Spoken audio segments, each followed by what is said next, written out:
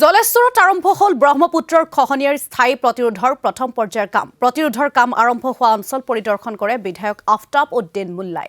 প্ৰথম পৰ্যায়ত 10 কিলোমিটাৰ অঞ্চলত আৰম্ভ হৈছে খহনীয়াৰ স্থায়ী প্ৰতিৰোধৰ কাম। এছিয়ান ডেভেলপমেণ্ট বেংকৰ পুঁজিৰে আৰম্ভ কৰা হৈছে কাৰ্য। সম্পূৰ্ণ বৈজ্ঞানিক পদ্ধতিৰে আগন্তুক বাৰিষাৰ পূৰ্বে কাম সম্পূৰ্ণ কৰাৰ লক্ষ্য।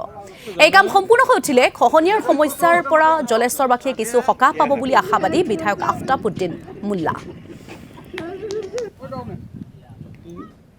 যেটো স্কিম এই স্কিমটো আমাৰ আৰম্ভ হৈছে 12 তলৰ পৰা ৰৌৰ বিটালৈ 10 কিলোমিটাৰ 10.5 কিলোমিটাৰ। এইটো first phase second phase first phase দুটা মিলি এতিয়া আমাৰ চিলেবিটালৈ যাব 6 কিলোমিটাৰ। এইটো ফাৰ্ষ্ট ফেজ ছেকেণ্ড ফেজটো তাৰ পৰা সুপাৰীবিটা ৰৌৰ বিটালৈ যাব লাষ্ট। তাহলে মোটামুটি ফাৰ্ষ্ট ফেজৰ আমাৰ টকা পইচা আহিছে, কাম আৰম্ভ হৈছে। আপোনালোকে দেখা পাইছে যোৱাবাৰে আমাৰ কাম আৰম্ভ হৈছিল, কিছু কাম এতিয়াও দেখা যায়। যোৱাবাৰ কামটো ষ্টাৰ্ট হৈ মাত্ৰ 7 দিন বা 8 দিন আমি কাম কৰিব পাৰি, তাৰপিছত ভৰ বাৰিষাৰ কাৰণে সমস্ত কাম বন্ধ হৈ গ'ল।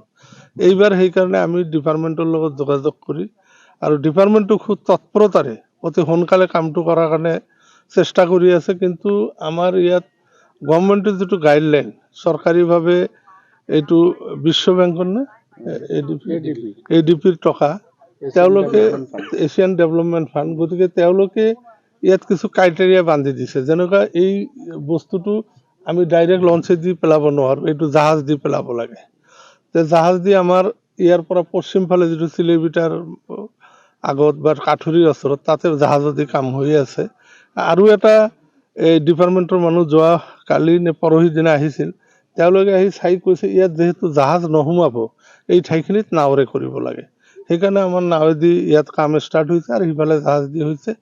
কামটো অতি খৰতৰে, মানে জাহাজটো আনোতে আমাৰ ভালেকেইদিন প্ৰায় 1 মাহ গৈছে। সেই 1 মাহ আগতে আৰম্ভ হ'ল, কিন্তু এতিয়া যেহেতু জাহাজেদি গোটেইখিনি কাম কৰিব নোৱাৰে, এতিয়া নাৱেদি কাম আৰম্ভ হৈছে। আমি বহুত আশা কৰি আছোঁ যে এইবাৰে আমি বাৰিষাৰ আগতে আমি কামটো ক্লিয়াৰ কাৰণে আপ্ৰাণ চেষ্টা কৰিম।